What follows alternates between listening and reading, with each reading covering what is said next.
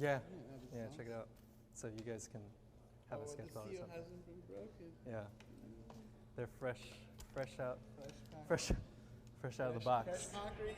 Yep. I think you should do an unboxing of at least one of them. Sure. Yeah, I can I think open. that'd be great. Yeah, Do you want another table or you're good here? I think it's fine. Yeah, I can open it during the Q and A. I'll breeze through most of the stuff and then see Take your through. time. Take your time. All right. You have a little shiz. You have any more students coming? Should be. We're ready. Okay, good. I just always like to know a little about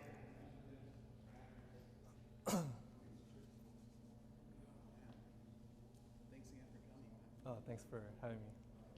This will be interesting. This is fun. I was looking forward to it. Yeah, Yeah. it'll be a lot of fun. Sid was like, let me be on deck. So, Hey, tell him if he's available, I'd love to have him, man. Yeah. For sure. Yeah. You guys can come through together too. That'd be really cool for these guys to get different perspectives. So.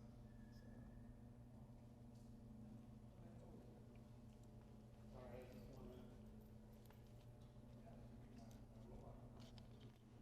And then at the end, if you guys have any questions, I have a microphone just for the recording. You won't be able to hear it projected in the room, but for us and for the live stream. Raise your hand. I'll come to you or pass me the mic. Thank you. And don't be shy with questions. It's the whole point of these things. All right, let me just make a final round check here. Okay.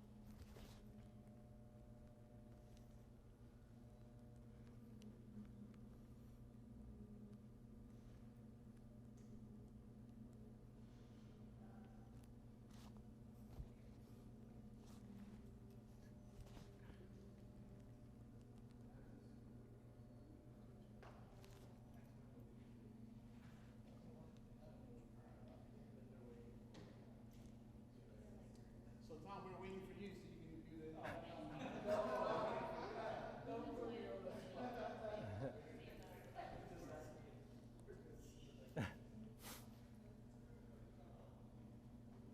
All right, guys. All right, I'm just gonna introduce you real quick. Yeah, no worries. I thought it was loud enough.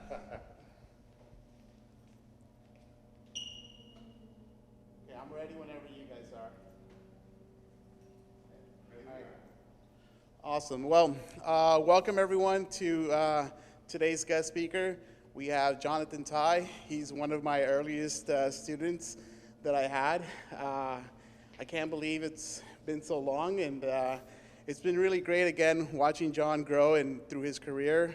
And I think he has a really interesting journey to share with you guys, from being a student here to being an intern to working at consultancies to working with larger startups, and now to having his own companies, both as a manufacturer and also as a design consultancy. So he's got pretty awesome story to share with you guys, and we're really happy and excited to have you here today.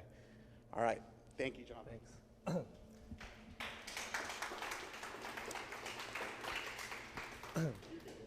Oh, good? Okay.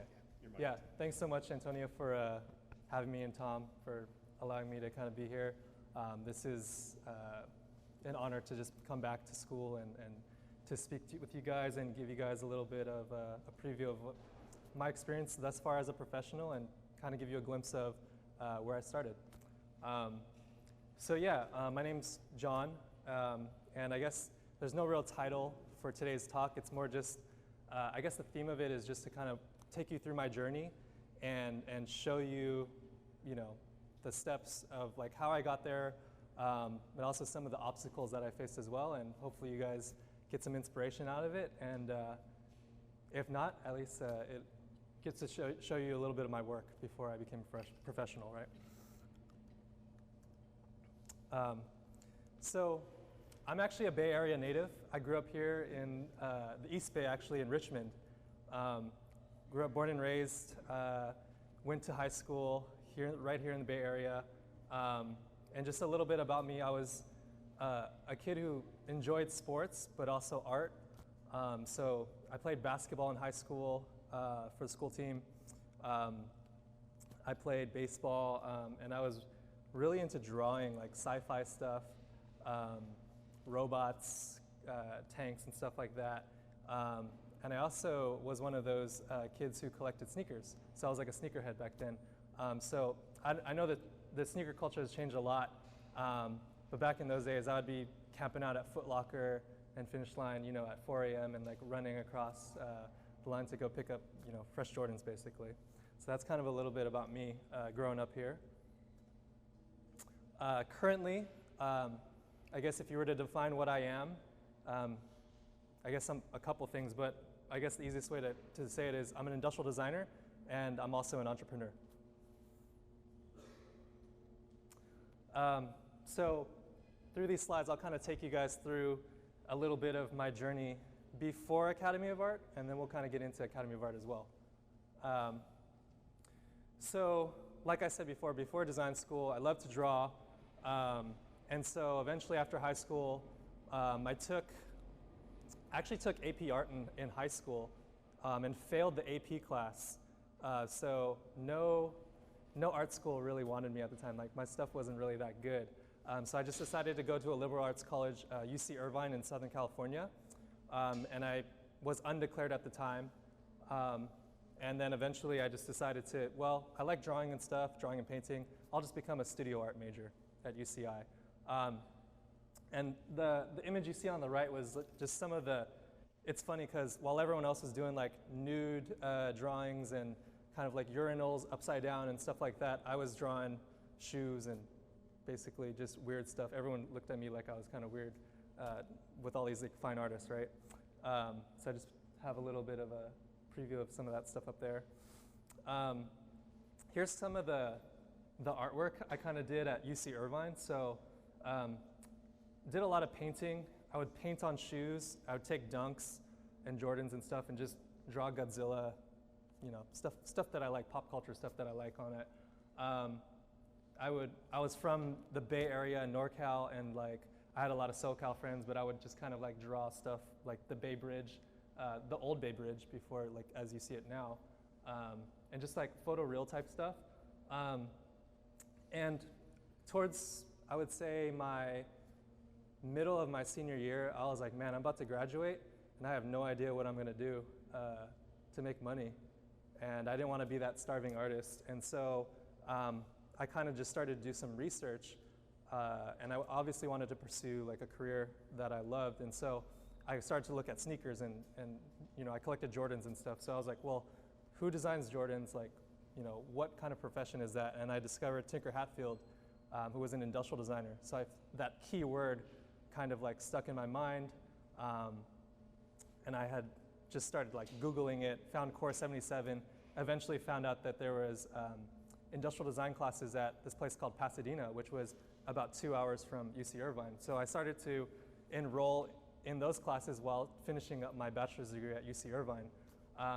so simultaneously, some of the stuff you see on the left side, I was taking an intro to product design and transportation design class at Art Center at night.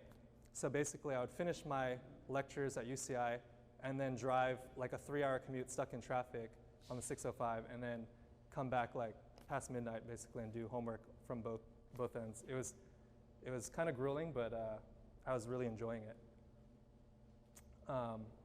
A little bit of my other education was networking and being part of that fraternity life. So I was part of a fraternity called Zeta Phi Rho at UC Irvine.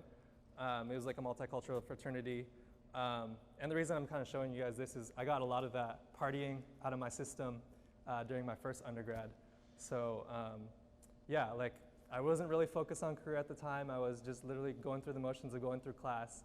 And I would just party a lot, really. But I think a lot of that helped me kind of learn like networking skills with different types of people. And that kind of will come into play later because a lot of these people eventually have helped kind of build the career I have now.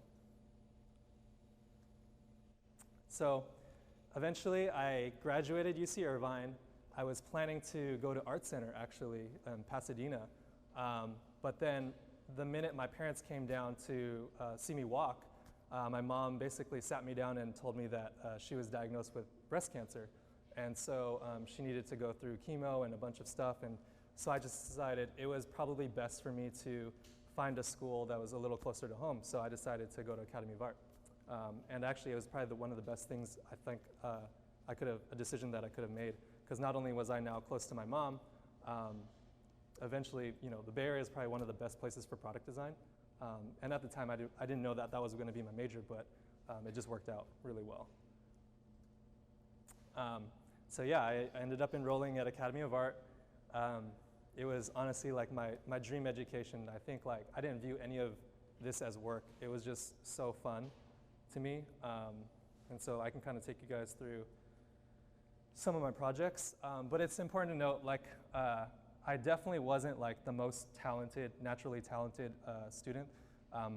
There was a bunch of my classmates that were a lot more talented than me, but I just knew like I wanted to outwork them. Mostly that was just like my attitude that I could really work hard. But I'll walk you through some of my classes and some of the struggles I had in school. So yeah, like when I first came to Academy of Art, I was looking through the pamphlets and I saw all the scale model cars and I was like, man, that looks really cool. Like forget shoe design, like I just want to try to do some transportation design. And ironically, that's actually how I met Antonio. So I enrolled in PD1 and transportation design in the same semester, which was not a good decision on my part. But yeah, here's some of the cars I tried to sketch, and I kind of realized fairly shortly after like a week or two that, yeah, I just wasn't cut out I just wasn't as good as the classmates around me. They were just so good at sketching cars, but I did give it a shot. But I think, me dropping out of that and kind of focusing on product kind of led me to like what was more of a natural fit for me. So here's me in product design 1. So I think this was maybe my second semester in at Academy. I did skip a few liberal arts classes because I had already graduated with a bachelor's degree, so I was able to kind of accelerate the program a little bit. So here in Product Design 1, the teacher was Chris Myers, and the prompt was to design a gaming controller. And while all my classmates were coming up with these hand ergonomic gaming controllers for their final project, I was like, man, like, I don't want to do that. Like, I want to do something completely different. So, of course, I decided to ask the teacher. Well, I didn't ask. I just showed up, the next day with the assignment that I had an EEG or brain-controlled game controller. So completely different. And I just remember Chris looking at me and was like, "Are you sure you want to do this?" And I was like, "Yeah, like, it's fine." But anyway, yeah, I was just that type of student where I just wanted to kind of challenge myself and kind of go against the grain a little bit. And when I entered Academy of Art, I kind of knew. I was a little bit older, so I kind of felt like I already had a little bit of a challenge, right? Like I didn't feel as young, so I was like, man, this is my only shot. Like I'm already older, I gotta make sure that I get a job afterwards. So basically, my attitude with every class was everything that I did, I wanted to make sure that I stood out in case like, internship opportunities were gonna come. I wanted to make sure that I stood out compared to my classmates. And that was just kind of the attitude that I had. And so this was kind of the model for the PD1. It was called We Think, or that's what I called it. So at the time, the system, now I know there's like Nintendo Switch, but this was kind of the popular system at the time. And it was basically a system designed for elderly people to kind of help them with Alzheimer's, because you could find that some research showed basically that with some concentration and exercise with their brain, it essentially kind of helped prevent them from getting Alzheimer's. So that was this project. And you could see back then I wore like a tie and stuff for presentations. I was like really trying to be professional, and then now like I just don't care. Like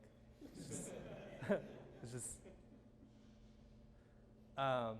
and so PD1 was fun. And I was like, yeah, like did that, like did something completely different. I felt really good about myself. And then of course Ted comes into our final class with Joe Perez, and he's like, so I'm gonna give you guys some homework over break. And I was like, whoa, like homework?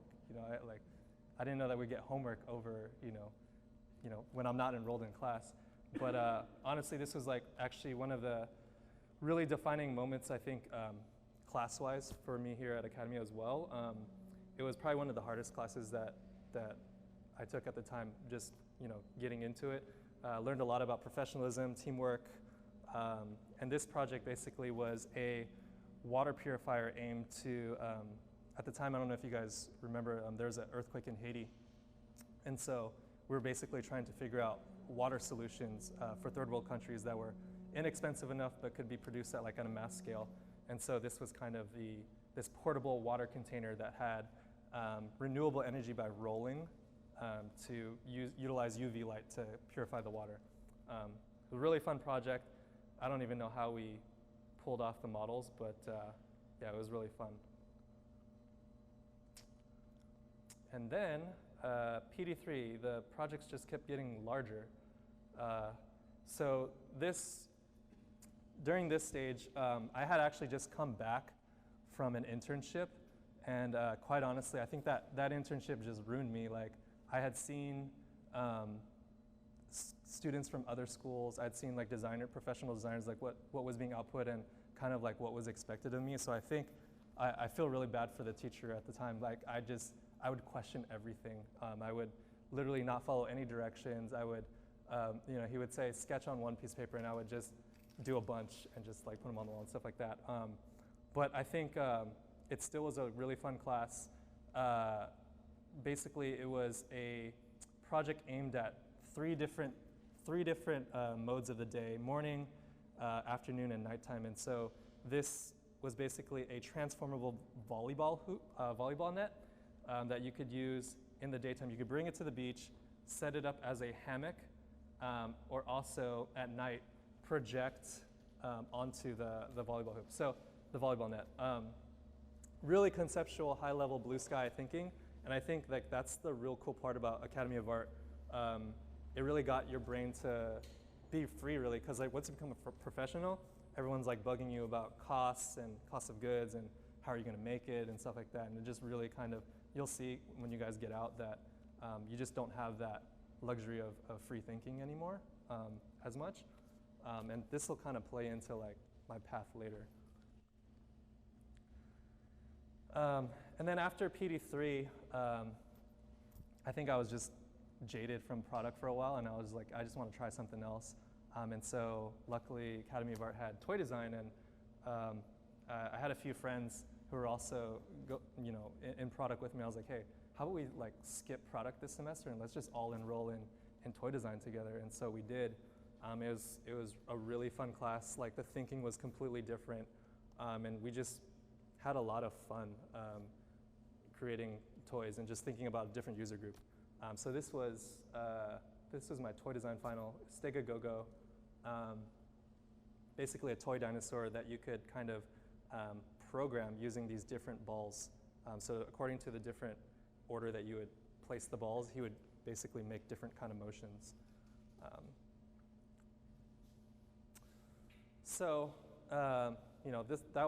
That was a lot of the stuff that happened in school.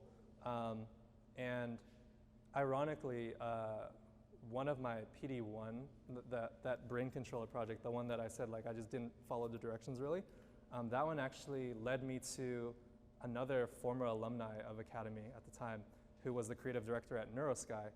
So they actually make brain controllers, and he actually came to our final. And shortly after that final, I got an email from him that basically said like, hey, we're looking for an intern, do you want to take it? So of course I did. So I did start to take some internships while I was in school. So my first one was right after PD1, so that was NeuroSky. Yeah, so lucky enough that my teacher knew the former alumni and invited him to the final. And basically that internship was really fun. I got my first taste of like what it was like to work professionally. It was great. We did a lot of high conceptual type stuff, but also I got to learn a little bit about like manufacturing and you know, how design actually gets made into real manufacturable products. And just, it was really cool because the user testing was like me putting on basically like stuff I was doing in my final, but it was like actually real and done by professionals. So that was just really cool. And they're right over here in San Jose. And so I don't know if you guys are Comic-Con geeks like I am, but there's this thing called Nekomimi, which was like these cat ears.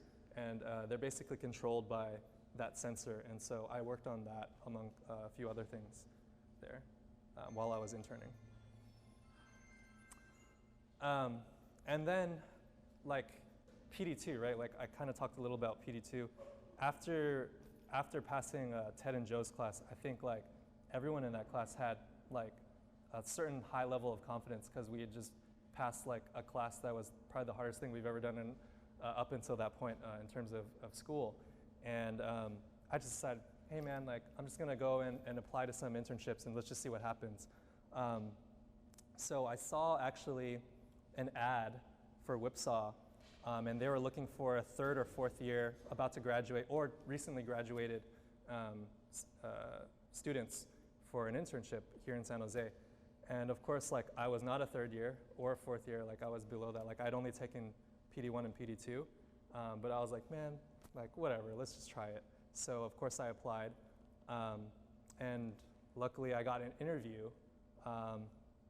And so I got a phone interview, and then they called me back for an in-person. And when I went in for the in-person, the person who had talked to me on the phone was like, hey, like really cool stuff, like really, I was like, oh, this is awesome, like they actually like my stuff. And then he's like, let me bring in Dan Harden though. And then of course Dan Harden comes in, and he looks at my stuff, doesn't smile or anything. And he's like, what year are you? And then I was like, oh, like technically I guess you could say I'm a second year. And then he's like, yeah, we're only looking for third and fourth years. And he basically pointed out where I could improve on my portfolio. Basically pointed out like, yeah, you need to improve your sketching, you need to improve your aesthetics, all that kind of stuff. So I was like, oh, okay, I guess he's just giving me some good feedback and send me on my way.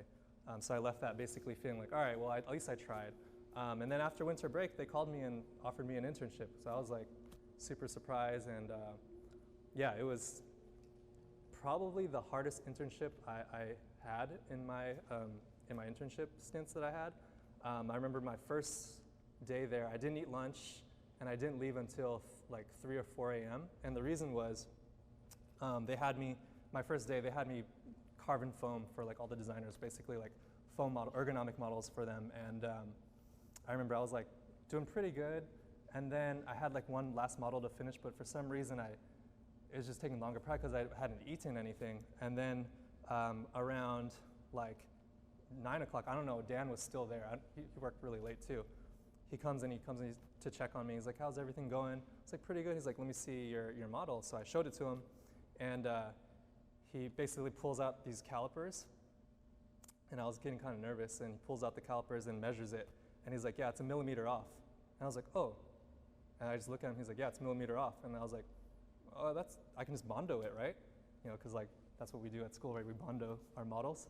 And he's like, nope, you gotta redo it. Actually, make 3 of those. So I was like, oh man. So basically I ended up staying till like 3 a.m. Basically doing that. But I think the reason I'm telling you that story from that first day was I actually got a really, really great education from him. I would eat lunch with him, and I learned so much just from like working late and spending those extra hours, and the fact that he would spend time kind of like mentoring me during that time, and a lot of the designers did there too. I just felt like there's just a lot of stuff you get out of the extra hours that you put in. You literally get what you put in. So yeah, I actually had a router that I worked on for TP-Link that actually made it to production when I was at Whipsaw, amongst like a bunch of other stuff, really cool brands that I got to work on. And yeah, I can get into a little more, but a lot of the designers I had worked with, eventually I still keep in touch with now. Some of them became design directors at Minimal in Chicago. Some of them own their own consultancies, and some of them are still, at Whipsaw currently right now. So I keep in touch with them pretty frequently. Yeah, so after that, I think I went back to school, did PD3, and then just kind of like realized like, man, I want more work experience. I just felt like I got so much out of it that I wanted more. And so I decided to see if I could talk to Tom to see if I can get internship credit instead of taking more classes. So you'll notice I didn't take PD4, I didn't take PD5 or PD6 because basically I just kind of took time out of school and just decided to intern instead. And that internship was Wise Studios. They were a smaller firm here in San Francisco. And the reason I had gotten that actually was there was a designer at Whipsaw. I would always stay late to kind of like watch him, how he would digitally sketch, basically how he would design. And I'd take him home to the train station because he basically would commute really late. And I got really close to him, and eventually when he knew I was going back to school, he was like, hey, I know this real cool place. They do real cool stuff with Chrome and like TiVo and stuff like that. Let me introduce you. So he basically introduced me to Y, who's the principal at Y Studios. And that's kind of how I got my internship at Y Studios. And worked on just really cool stuff there. And eventually they decided to give me a job offer in 2012, like right before I was gonna graduate. So of course, like, I was gonna take it because that was my whole goal to come here. So I can kind of walk you through some of the professional designs that I ended up working on there. So some of them are, I worked on a ton of stuff there, but probably the more notable things that you guys probably see in the public are Sonos Play 1, that small little speaker. And then there's another one, Sonos Blue Note, which was a CMF version of that, done for the Grammys. And then Blue Goji, a break off of Guitar Hero, and I can get into that in a little bit. And then Skylanders Trap Team. I don't know if any of you have kids or younger cousins or siblings, but Skylanders was like real big a few years ago. And then Everyman Jack, a razor kind of shaving brand for men, sold at Target. So yeah, Sonos Play 1. I was fortunate enough, like right when I was hired to be part of the design team that worked on Sonos. And now Sonos obviously has their own in-house design team now, but at the time they farmed it out. They basically hired out Y Studios to do all their stuff. So the Play 3, Play 5, the Sub, Play 1, the amp, all that stuff was done by Y Studios. And I was lucky enough to be able to work on Play 1. So here's just, you guys can look at this on my website and stuff, but there's just some of the ideation that was going on in CAD for some of the surfacing. And obviously, like, nothing crazy, no crazy surfacing, but it's very simple. But just to think of surface detail, like how the radius and how the radii kind of, is there curvature continuity, right? It's not, is it just a regular fillet or is it an asymmetrical fillet? All that kind of stuff you guys probably learned in SolidWorks. And at the time, they actually, their whole design team, they worked in SolidWorks. And so I was panicking because I had not taken SolidWorks with Dave at the time yet. And so, yeah, I actually like came back to like take that class later, but I was basically doing this in Rhino. And then Blue Note, so basically there was a limited release of 200 of these that they were handing out to stars at the Grammys. Blue Note was basically commemorating it is a record label in the jazz, kind of like, they focus on jazz and blues, and basically when Sonos decided to hire on kind of their own team, they still needed to transition a little bit. They still hadn't built out their ID team, and so they needed Y Studios to kind of help transition and do that CMF portion for some of these special editions. So this was kind of the result of that. I actually have one at home. I wanted to bring it, but my wife wouldn't let me. So, but here's a picture of it. And then Blue Goji was something I also worked on at Y Studios. If you guys remember Guitar Hero and like DDR and that kind of stuff, the two founders actually, after they sold the rights to Guitar Hero, they started another company called Blue Goji. And basically it was a health and fitness brand. It's based in Austin, and essentially they tasked Y Studios to design universal gaming controllers that would wirelessly connect to your iPad. And you could bring that whole set and system to the gym. And it's kind of funny that now you see like Nintendo Switch and how you can kind of bring this portable system with you everywhere. But this was done like in 2013, I want to say.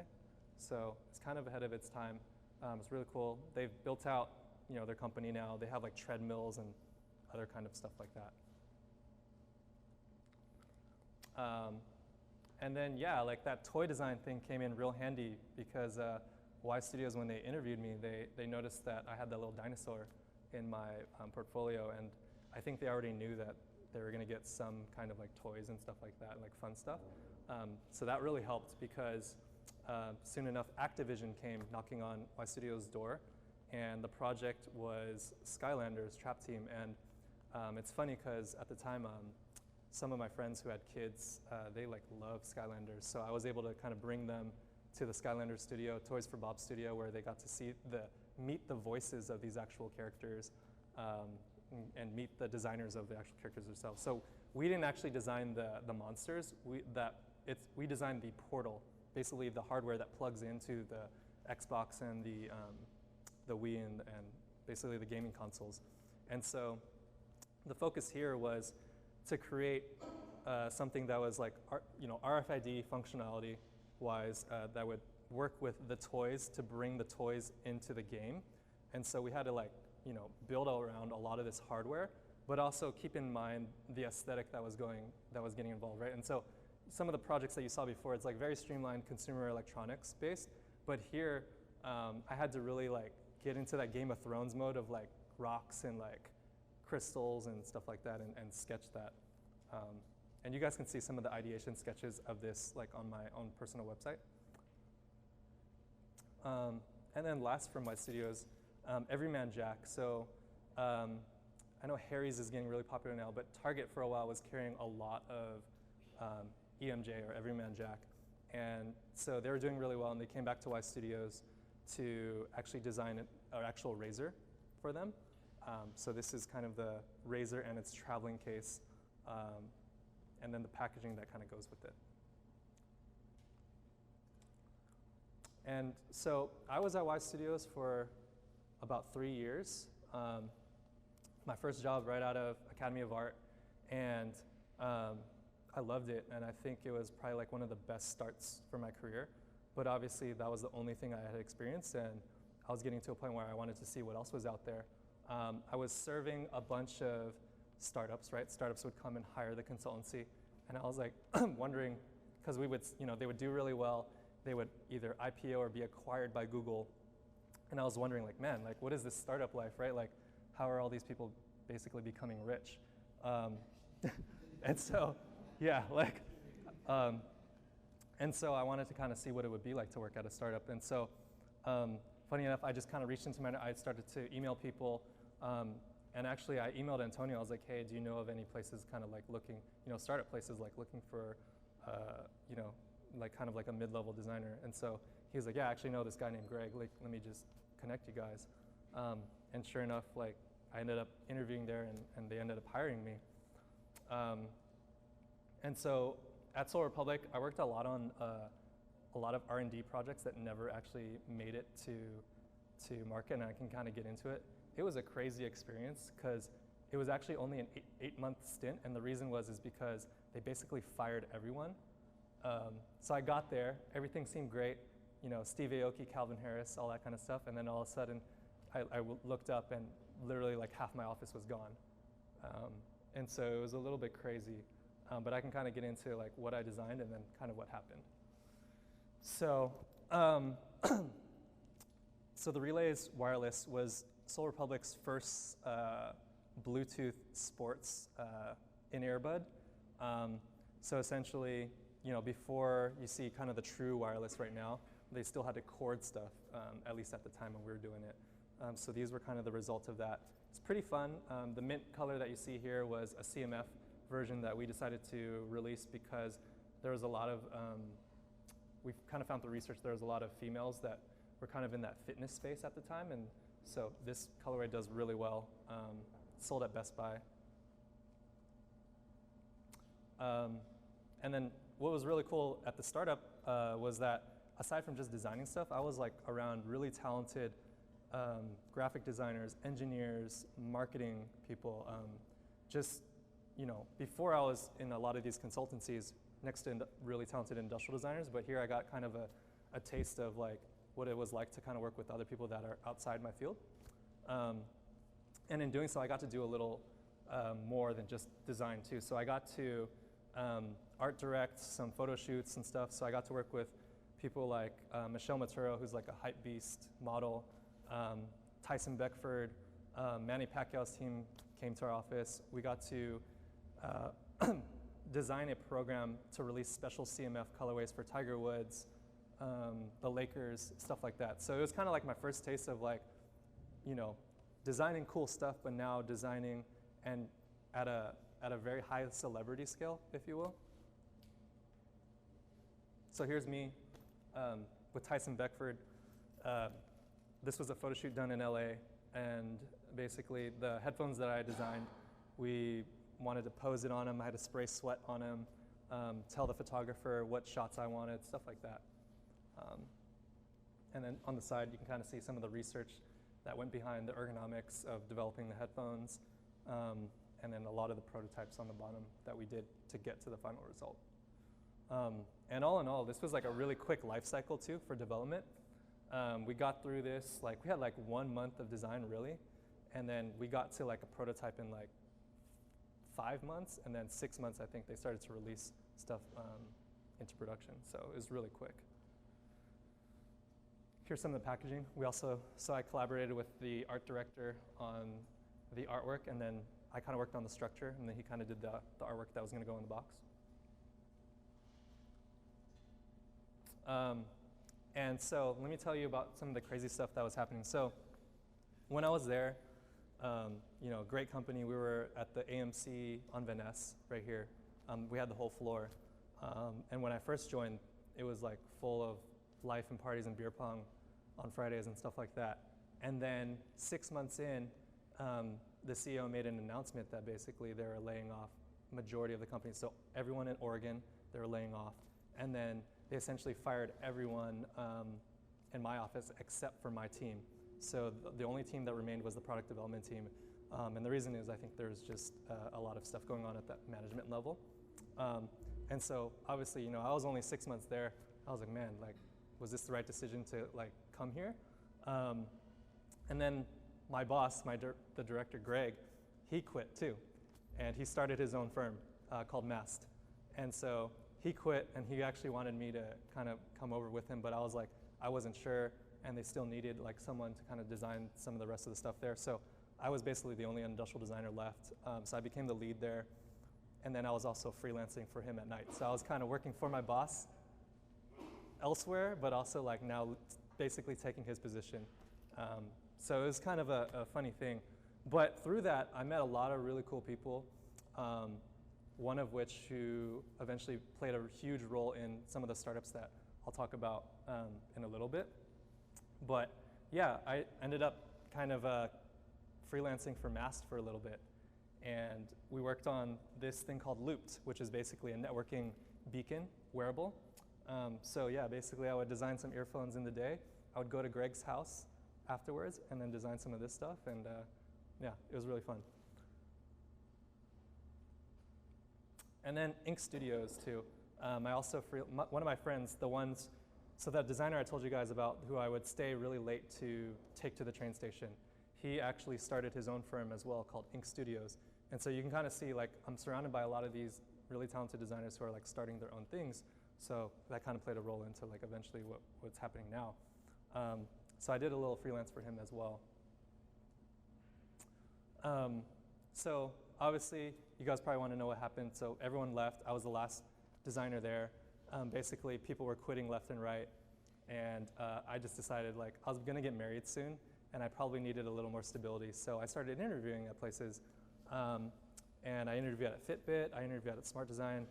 And one of those interviews that I got was like a dream opportunity, which was IDEO. So I went through several rounds of interviews with them, ended up going in person for an all day with them, went through like a whole bunch of things like in person doing stuff with them. And I thought, you know, like it went really well, thought I had it. And of course I had interviewed at a few other places too. But it turns out they said no. And so the reason I'm telling you guys this is like, you know, it doesn't do you guys any justice for me to just paint this whole picture of like, hey, you know, I did all this and it's been great. There was some rejections in there too. And so during this time, I took a trip with my wife to a friend's wedding. She was getting married in the Philippines. And we had a layover in Taiwan. And during that layover, one of my wife's relatives, we went there, and then I met someone there who basically was asking kind of like what my profession was. I told him I was an industrial designer, and turns out we kind of knew the same manufacturing people from my Seoul Republic job. And he was like, oh, that's really cool that you design consumer electronics. And then he's like, let me get your card. So of course I gave it to him. Didn't really know what he did. He just said he worked you know, in wireless space. Just thought it was just kind of an acquaintance from this wedding thing. I think a week after I flew back, I got an email that just says, hey, lunch, from a guy named Robert J. Para. So of course I open it up, and then you know, I basically say, like, who is this guy, Robert Para? Like, I'll Google him. And so I Googled him, and it turns out he was a 38-year-old billionaire who owns the Memphis Grizzlies and who also owns a public company called Ubiquity Networks. And so I was like, man, of course I'm going to have lunch with him for sure. Yeah, like, yeah, so I ended up having that lunch. I was already kind of like heartbroken about the IDEO thing, but you know, I went there anyway. I was like, I don't even know what Ubiquity is. I looked up their website. Their stuff looks, from a design standpoint, it looks like, you know, I could probably help them, but it just didn't seem, you know, it didn't have that notoriety that you have as a student. You want to work for someone like that, right? But I love the NBA, I love the Warriors, and I was like, man, he owns a basketball team. Like, the least I can do is have lunch with him. So I did, and he kind of showed me what they were working on, and he said that he got my contact from the guy that I had given my card in Taiwan. So it was like kind of a weird kind of connection to how he found me. But essentially he gave me an offer on the spot that I couldn't refuse, and so of course I took it. And the offer basically was to build out an entire consumer division for Ubiquity, because before they're kind of a business-to-business model where they're kind of in the enterprise space, and they really wanted to start to get into places like Best Buy and kind of build out a channel for consumers. And so I was like, cool, that's all I used to work in anyway, so let's do it. And that was kind of my first, I guess, like experience in like managing teams and kind of working on a global scale with like a public company. And it was really different too, because I didn't have a VP that I had to report to. I didn't have like a director or a CTO or anything like that you would normally kind of expect. I worked directly for the CEO of this like 600-person company, which was really cool. And so like my office was next to his glass office. It's actually where I met my partner, my now partner, Mike. But basically I was put on this team called Special Projects. So super secretive at the time. We were basically assembled like the Avengers from all these different companies, from guys from Tesla, guys from Cisco, and basically like I was the design portion of it, and I was tasked to do any means necessary to like help build this program in. So some of the projects that I worked on there, the first one that I came into was Amplify, which was basically taking enterprise level Wi-Fi and kind of condensing it and putting it into a consumer friendly product. So they were doing stuff at an enterprise level, which was super powerful, and they're like, why not take that technology and like put it into, in your own home, basically, so that you can have Wi-Fi everywhere. And so I came into this project. They already had the design relatively mechanically engineered and done, but they've never, taken a look at it at a really detailed consumer level of like looking at flash lines, parting line tolerances, stuff like that. Stuff that, probably for an enterprise market, no one cares about that. But when it's going to be in your home, you do care. And so had to kind of look at that and then, kind of quality check and quality control that. Aside from that, I was tasked with figuring out, how to create a website, packaging experience, as well as Amazon channels and stuff like that. And I was just a designer at the time. Like I had I don't design websites, but I was given a budget to hire teams to do that. And so it was kind of my first experience to start to manage people. Didn't really know what I was doing very well, but learned very quickly through some help with some people who had done it and some mentors of mine.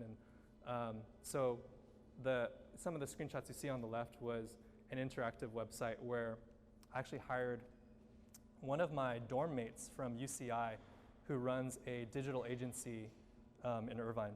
And he's done work with Google, YouTube, and Subaru and stuff like that. And I was like, dude, like, help me. I don't know who's gonna help me build this website, but it's due in like a month, so can you help me? So yeah, I ended up hiring him to do that. So you kind of see like, once you start working in industry, you start to keep in touch with your friends, and some of your friends end up being able to help you in a real professional way too. And then on the right was the packaging design. So internally, we had some package designers and graphic designers. And so I was basically tasked to kind of like manage them and guide that out-of-box experience of like, what's it going to look like? What's going to be in the box? How is it going to be presented, and sizing and shipping and all that kind of stuff.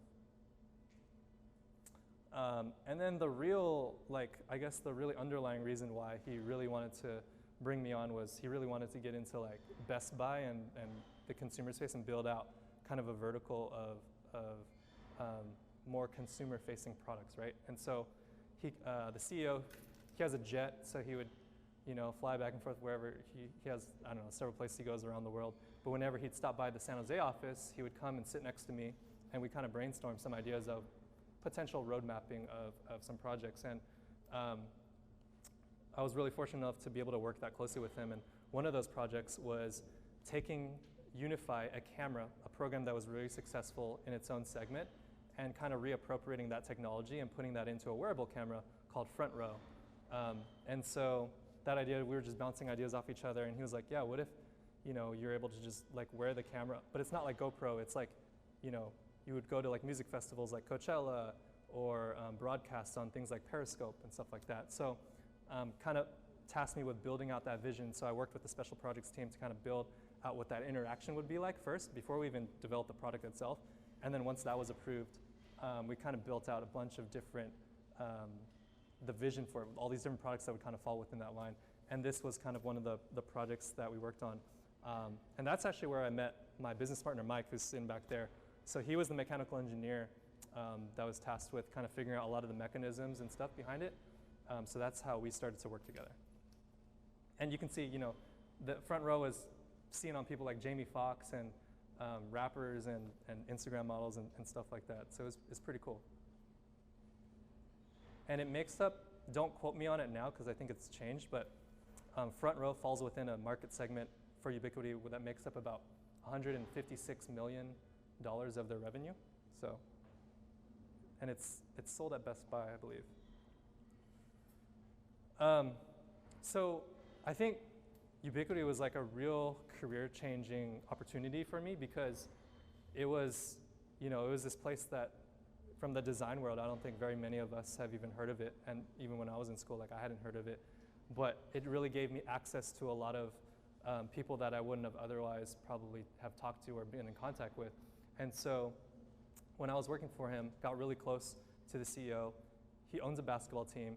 And he was like, one of these days, I think it was a Friday, he came into my office and he was like, hey, good job on the camera thing. Do you think you would have some time over the weekend to help my friend out with something? And I was like, sure, who's your friend? And he's like, oh, like a guy named Durwood. And it turns out Durwood was an NBA scout for Memphis Grizzlies trying to start his own startup as well. and he wanted some help to do this product called Elite Defender. And so basically on that Saturday, I showed up to this meeting spot with Durwood, and we basically banged out a design in like one day, which I eventually helped him brand, package, do the website, organize the photo shoot, all that kind of stuff, to basically get this product to market. And you can see here, if any of you guys follow basketball, that's Zaza Pachulia when he was on the Warriors. But the Warriors have it, several professional players have it, colleges have it, and it's basically an offensive training equipment for basketball players to learn how to take contact when they're going towards the hoop. And yeah, like just through that network, through that CEO, I just feel so blessed that he was able to kind of introduce me to some of these people, because you are who you surround yourself with, right? And it was kind of my first glimpse of like being around celebrities, but shaking hands with them and sitting next to them and talking to them. And so with Elite Defender, I got to hang out with like Aaron Gordon, who was like almost the dunk champion several years back, plays on Orlando Magic. And then other days, I'd be in my office, and then Robert, the CEO, would come in and be like, "Hey guys, here's my friend Rick Fox," right? Like, sits down next to me and starts talking about like esports and stuff like that. So it was kind of like around that time I just was around these people, and I got this itch of like, man, like how are all these people so successful doing these jobs that before I kind of thought were like very hard to achieve. And so I don't know if any of you guys have seen Endgame yet, and I'm not going to ruin it for you, but like I was looking at all these people, these NBA stars, these entrepreneurs, this billionaire CEO, and I would say like the odds of them getting from point A to point Z to their success was like 1 to like 14 million, probably, something like that, right? And then for me, like, I was just like, man, why not? Like, it kind of had that itch, and I kind of wanted to do it too. And so I was basically flying back from a trip with Mike to Taiwan for some manufacturing stuff we were doing. And I just told him, I was like, hey man, I think I'm just gonna quit. I'm gonna do my own thing. Like, I'm just gonna quit. And so the minute I arrived back here in the Bay Area, I called the CEO and I just told him like, hey, I think I've just had a change of heart. I kind of want to pursue my own thing.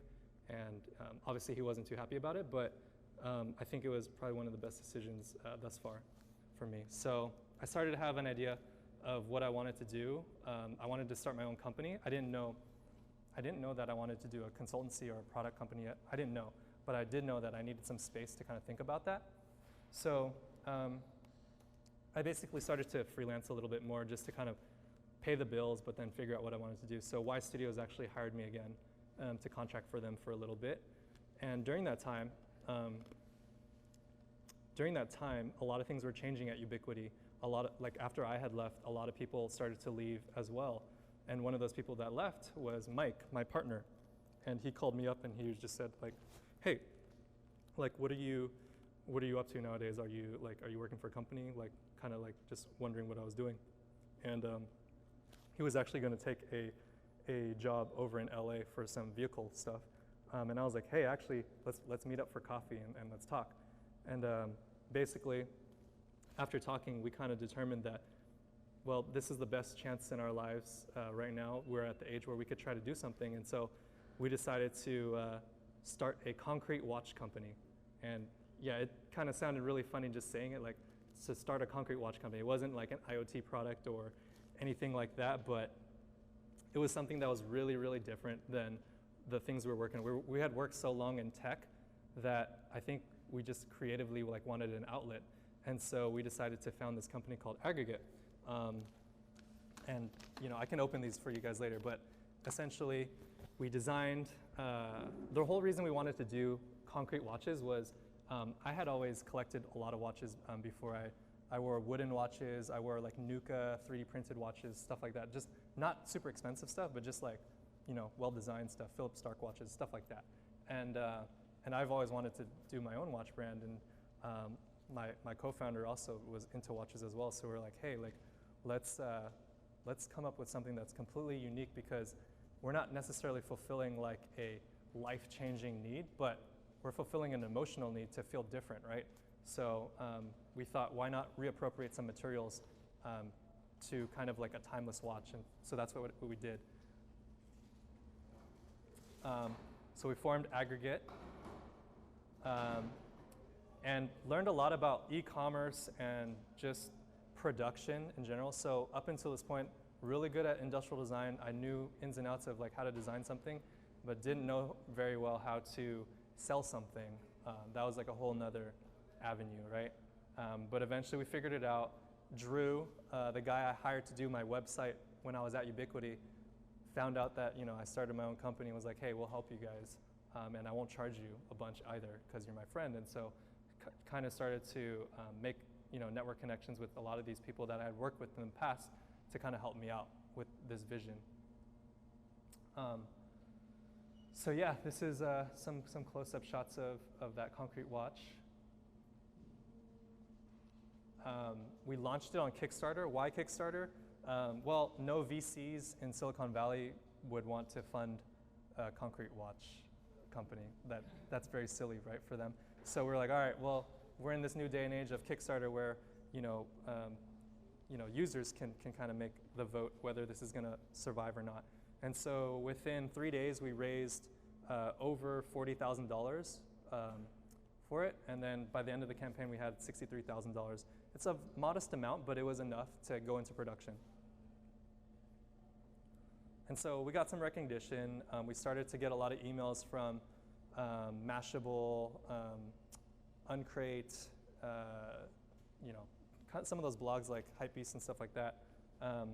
But we really, I don't know, for us, it was like when we were in GQ, that was when we were like, oh man, we're legit, right?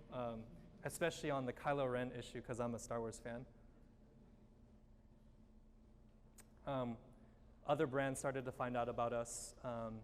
If you guys are familiar with a Bay Area brand called Adapt, they've been here for like 10 years. Pretty established local SF brand, streetwear brand. We ended up doing a collaboration with them, doing a carabiner. So the carabiner is called Radius. I'm actually wearing it. But basically, it's taking the concept of fidget toys and some of that movement and kind of mixing it with the utilitarianness of a carabiner. So kind of just a fun little experiment. And funny enough, this actually is in the second round for IDEA awards. So that's kind of exciting for this. And so you guys are probably wondering, well, like, how did all that stuff lead to Hatchduo, right? Which is kind of like what a lot of people know us for now. And the reason was, honestly, like, I have kids, and this is my daughter, Blakely, and I have a son recently too, Nathan. And the whole reason we needed to, we kind of are accidental consultancy owners, and here's the reason why. Aggregate was going great. We had funded everything. We had paid for the production. Great, right? Like, got the watches done. But now what? Because we weren't making that much money at the time, right? We'd pay for everything. And Mike and I had moved right next to Mike, so moved into this small little apartment, and we lived right next to each other. Our office was basically our living rooms. You can kind of see it here on the right side. I didn't have like a playpen or anything. I literally threw a blanket on the floor and just like let her play there. But that's probably, like, for me, I just was like, man, like, I don't know how much longer we can kind of sustain this. I knew my wife was kind of carrying most of the load financially. And I even talked to Mike, and there was a point in time where both of us were like, man, maybe we just need to go back to work and just run Aggregate on the side because, like, we're not bringing any money. For me, that was like, that was not an option for me.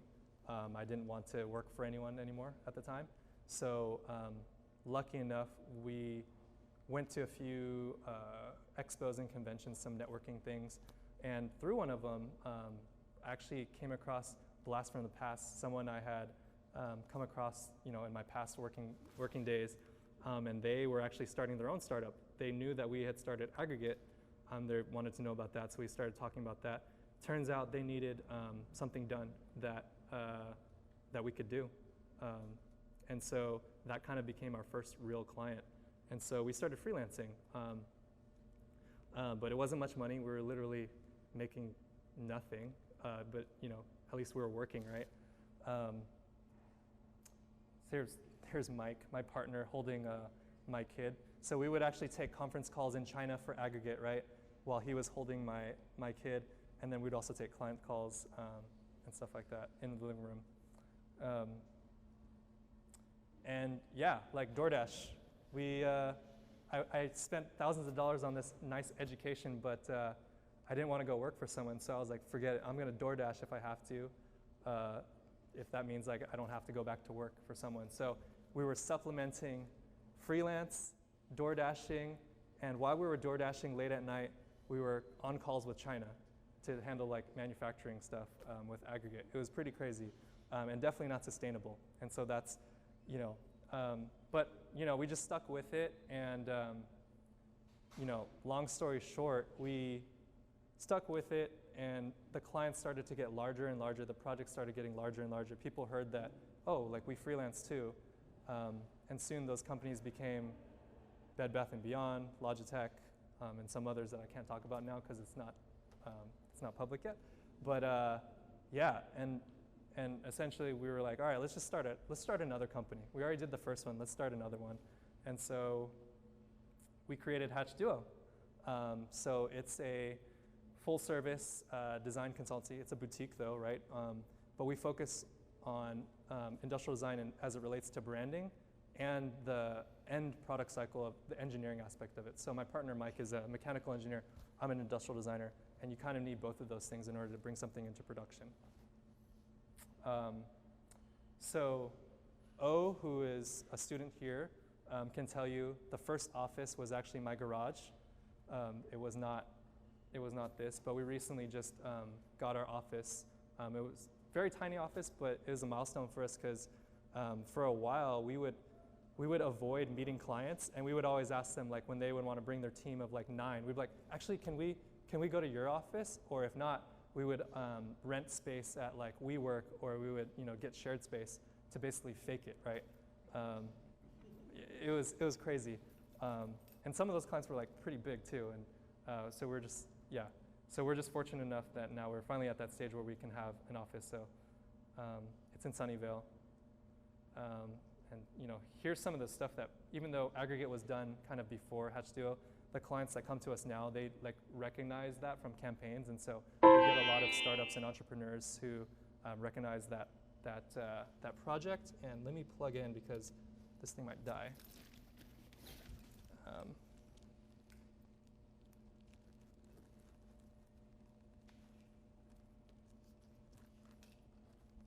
Sorry about this, guys. Awesome. Thank you.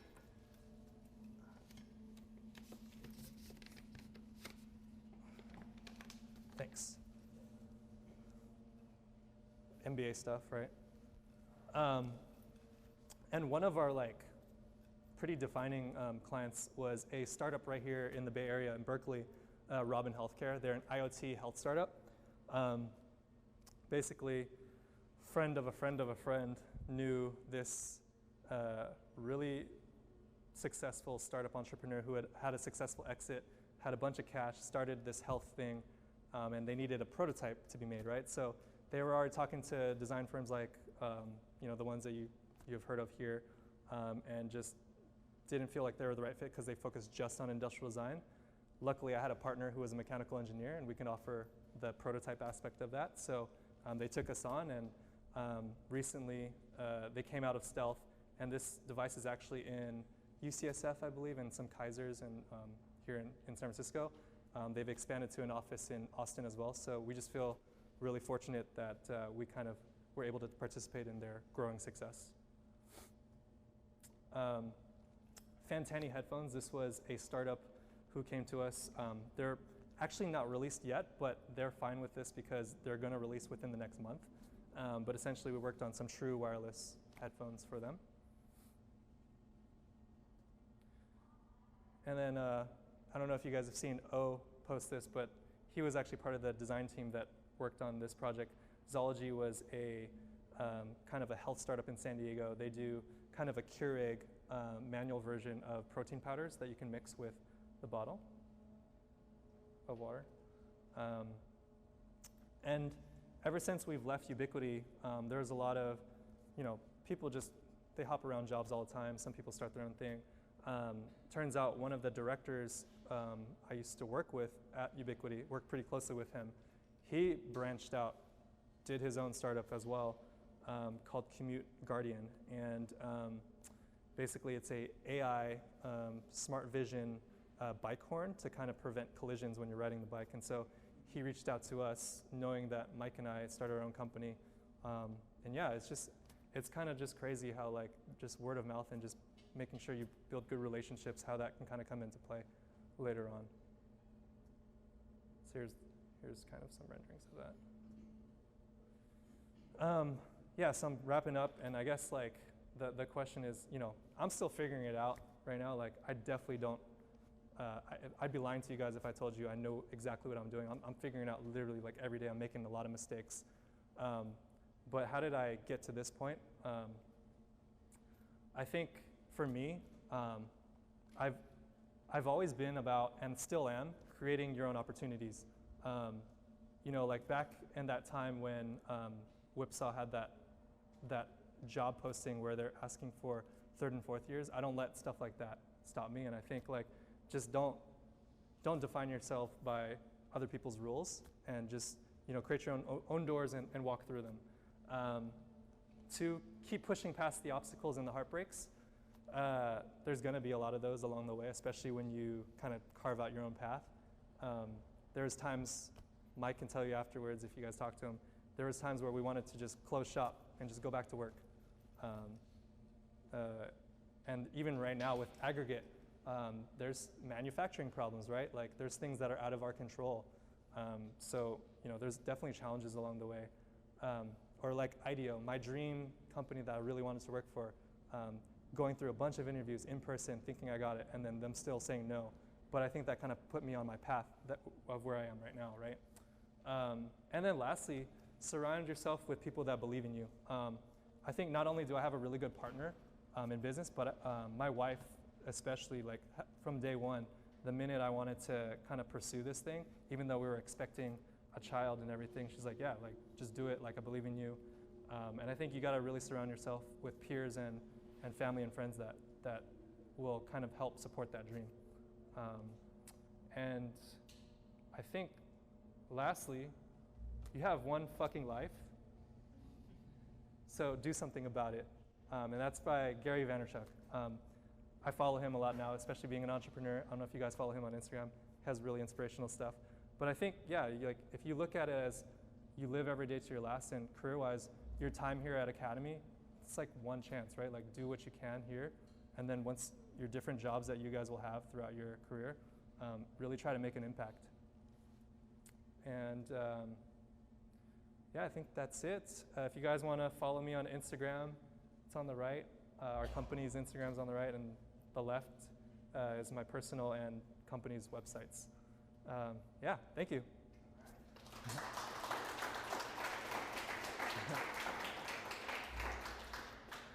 Any questions?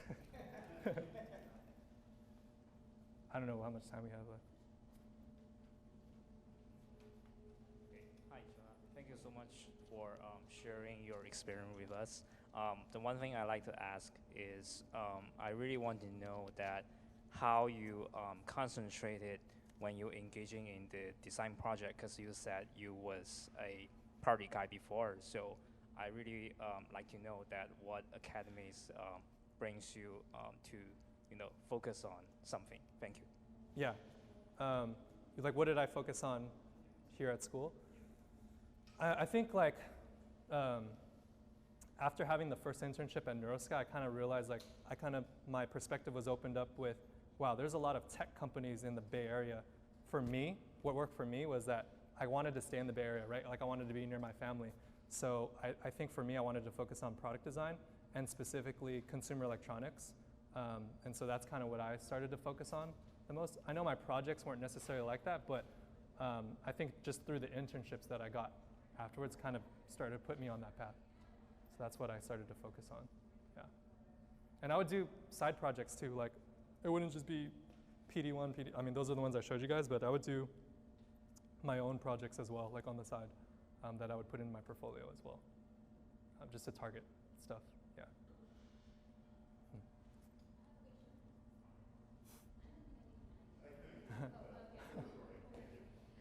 Okay, what is your most rewarding or challenging experience being an entrepreneur? Because you mentioned several times how much you have struggled Yeah. to wherever you are today. Mhm. So what is so rewarding that you want to do it? Man, that's a tough one. I think for me, when my wife and I were having our second child, Nathan, my son, and we kind of realized for us and the decisions we wanted to make, that small apartment next to drunk people at night was probably not going to be the best decision for our kids. And so Mike and I landing enough clients for us to be able to kind of get out of that lifestyle. So I now don't live there anymore. I'm fortunate enough to live in a better place. I have a house now, but just like the grind to get to that point was like pretty hard. So just to be able to have that option at that point, that was pretty rewarding, I would say, but really challenging to get there. And it still is. It could end tomorrow, you know, like you never know. Yeah.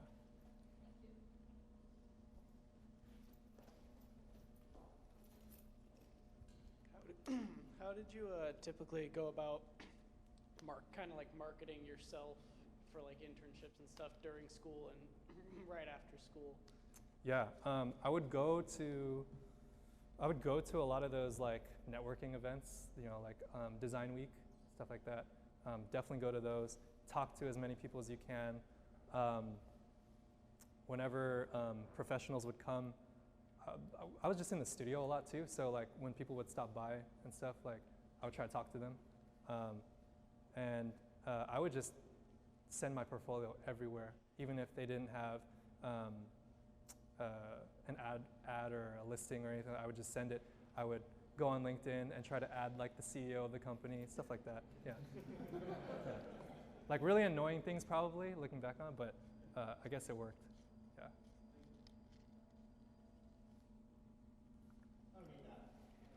It's for the recording. Hey, Mark. It's for the recording. Hi, John.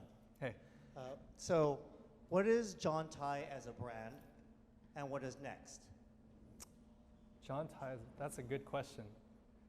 I think John Tai as a brand is an aggregate of my experiences to kind of set me up for that next phase. In terms of what is next, in the most immediacy, building out the consultancy with my partner Mike, building out aggregate and scaling that. But in terms of like what's next, I don't know. Like if you ask me if I could imagine, you know, us doing what we're doing right now, like 2-3 years ago, I wouldn't. The only thing we envisioned was launching something on Kickstarter. That was as far as like we really looked. But I think as a brand, like I really try to, I'm definitely not the best at everything. I know where my weaknesses are, but I like to kind of collab with people that can supplement that. So you'll notice like I pulled in my friend who does digital design stuff. I partnered with a mechanical engineer to help with production stuff. So I think moving forward, we do have a lot of collabs baking for aggregate with different brands, YouTube celebs and stuff like that. And then on the consultancy side, we're definitely kind of like working on collaboration.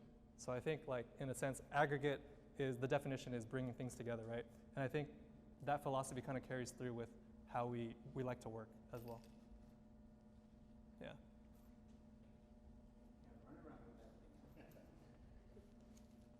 Hey, John. Hey. So what would you say, what's your advice to our students in terms of what should they focus on to be able to land that first internship or job? What would you recommend for them to highlight? In other words, what would you recommend as the one person hiring? Yeah. What's the secret? What are you looking Yeah. for? I think that's a good question. I think what we specifically at Hatchduo, what we look for is obviously like solid foundational skills, right? Like the ability to sketch, CAD, model make, you know, rapidly think, ideation, all that kind of stuff. The stuff that you guys are learning in school, that stuff should be solid. Like there shouldn't be any question about that. Where we expect probably, you know, you guys not to have as much experience in is design and aesthetics, because obviously that takes time and proportions and stuff like that. But I think if you guys can find out ways to stand out and really show what you're passionate about. So for instance, for me, like I was into the EEG head stuff, right? So I focused purely on that, and I think that caught the attention of like the alumni who, you know, specifically it was targeted for. And I think all internships are different. Like for what we're looking for, maybe Whipsaw is looking for something else, right? So I think like really start to target who you really want to work for. Look at, you know, what they're putting out. Think of what you offer in terms of value. So for instance, one of the interns that works for us right now, who's sitting here, what we really liked about him, like he could sketch, he could do a lot of stuff that some of the other people that we've interviewed can do, but he could animate really well, and he knows programs, different programs that traditionally maybe like industrial design students don't necessarily focus on. So not saying like learn every single program, but if you can do it really well to the point where you can add value to the place that's trying to hire you, I would say that's what you should focus on. And try to talk to them too. So if there's a place that you want to work, for IDEO, that was like my dream job for the longest time. I would try to network with the designers there, have lunch with them, take them to coffee, and just talk to them and just ask them, so what are you guys looking for? Like I wasn't asking them for a job. I was just asking like, how should I make my portfolio so when it's ready, like that you guys will interview me, stuff like that. That's a great point. Yeah. Yeah.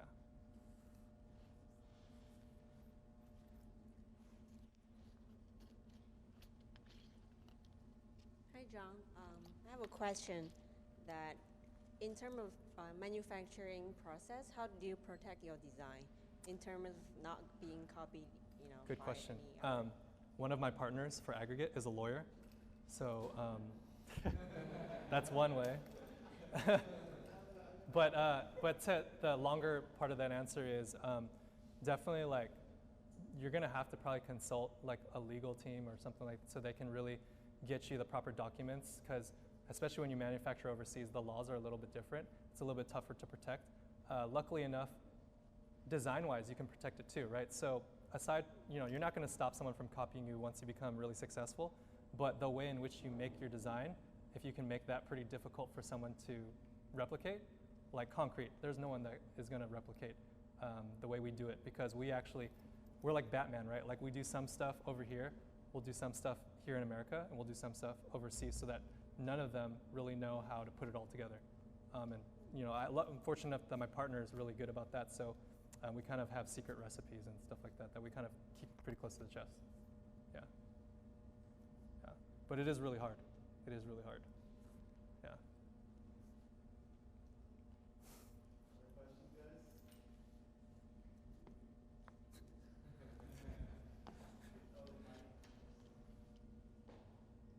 Hi, boss. So since you're also from AAU, you're the alumni, and what are your thoughts that is the advantage that we can take as a student from AAU, and what are the suggestions from those advantages? So I think as a design school, you guys have one of the best facilities and access to like top of the line like software, basically all the tools that even as a consultancy, us being a startup, we don't even have, you know, the best 3D printers or anything like that. So really try to utilize and take advantage of using these tools for your projects. But more importantly, take advantage of the access to the professional teachers that you have and their classmates. Like, I think the best asset I had while here at Academy of Art was my classmates, competing against them in a friendly way, right? We were really competitive. Like, basically every time we would enter a class, we would just try to top each other in the friendliest way. We'd help each other too, but a lot of those people that I was most competitive with in school, they're like my friends now. Some of them work with me, some of them refer work to me, and vice versa. And so, you'll remember basically like the best of your class, and when you guys start working, you'll be able to, utilize that as well. So just work really hard, like work harder than you're working right now. Yeah. Any other questions, guys?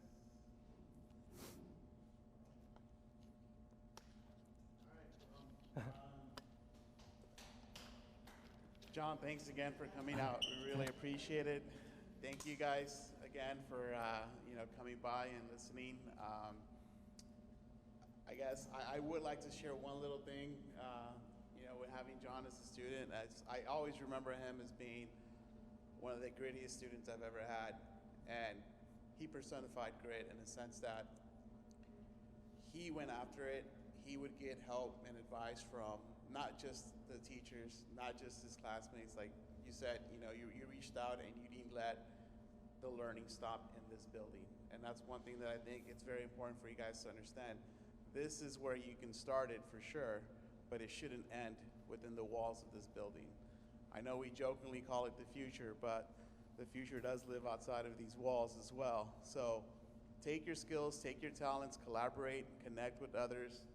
You're saying, definitely go out and go to the different events.